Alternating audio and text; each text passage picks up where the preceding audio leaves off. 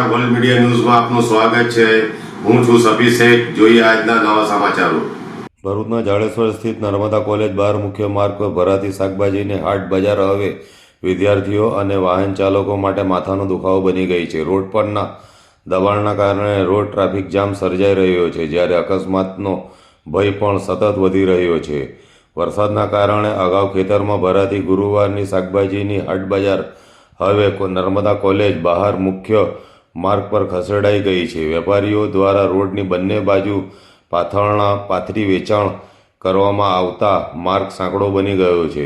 આ માર્ગ જાડેશ્વર ચોકડીથી પૂર્વ પટ્ટીના 25થી વધુ ગામોને જોડતો મહત્વનો માર્ગ હોવાથી દિવસભરમાં વાહનોની ભારે અવરજવર રહે છે। કોલેજ છૂટવાના સમયે મોટી સંખ્યામાં વિદ્યાર્થીઓને રોડ પરના દબાણ વચ્ચે જીવના જોખમે પસાર થવું પડે છે। ટ્રાફિક જામના કારણે સ્થાનિકો, રાહદારીઓ અને વાહન ચાલકો ભારે હાલાકી ભોગવી રહ્યા છે, ત્યારે કોઈ પણ સમયે ગંભીર અકસ્માત સર્જાય તેવી ભીતિ વ્યક્ત કરવામાં આવી રહી છે।